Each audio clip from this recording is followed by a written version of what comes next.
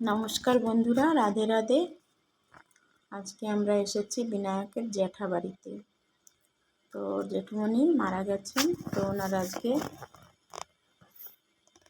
শ্রাদ্ধের কাজ হয়ে গেছে। আজকে ওনার নামে পাড়া প্রতিবেশীকে দুটো ডাল ভাত খাওয়ানো হবে, তারই আয়োজন করা হয়েছে এবং তার সঙ্গে রামায়ণ গানের ব্যবস্থাও করা হয়েছে। তো আজকে অনেক দিন পরে বিনায়ক এসেছে মোনা কাকুর সঙ্গে রামায়ণ গাওয়ার জন্য। আপনারা দেখুন ভিডিওটি। ওর দাদারা সব, এই দাদা বৌদি এখানে প্রণাম করতে এসেছে। তো একটা দুঃখেরই ভিডিও, কিন্তু আমি ভিডিওটা রেখেছি কেন, সবাই যেন এই স্মৃতিটা আঁকড়ে ধরে অনেক দিন, এর মধ্যে অনেকজন আছে যাদেরকে আমরা দেখতে পাবো, অনেক বয়স্ক লোকেরা, আমাদের নিজস্ব লোক। তো আজকে এই রামায়ণ শুনতে এসেছে যে ভক্তবৃন্দরা, তাদের মধ্যে আমাদের অনেকজন আছেন বয়স্ক গুরুজন বৃন্দরা। তো সবাই এই ভিডিওর মধ্যে থাকবেন, তো সেই জন্য আমি ভাবলাম ভিডিওটা রাখি। তো আপনারা দেখুন, রামায়ণ গান শুনুন, নিশ্চয়ই ভালো লাগবে।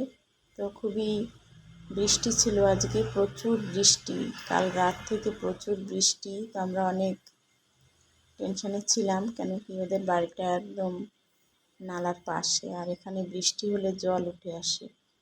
কিন্তু ঠাকুরের কৃপায় সকালেও অনেক বৃষ্টি ছিল, আমরা অনেক ভয়ে ভয়ে ছিলাম।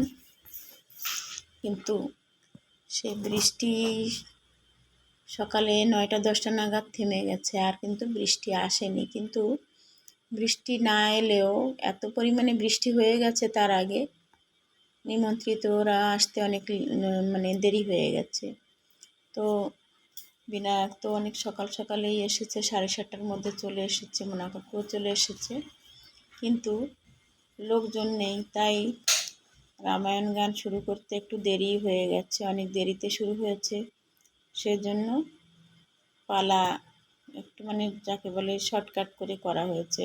এই অশ্বমেধ যজ্ঞ পালা হবে আজকে, খুবই সুন্দর মনোরম পালা, কিন্তু সেই পালাতে আজকে শর্টকাট করে একদম করে দেওয়া হয়েছে। কেন কি প্রায় 10:30টার পরেই শুরু হয়েছে, তো সেই সময় তো সকলের খিদেও পেয়ে গেছে, আর সকলেরই, বিনায়কেরও খিদে পেয়ে গেছে খুব। ওই সকালবেলা একটু সিদ্ধ ভাত খেয়ে এসেছে, তো ওর তো খুবই খিদে পেয়েছে। আর ও খিদে পেয়ে গেলে তো ওর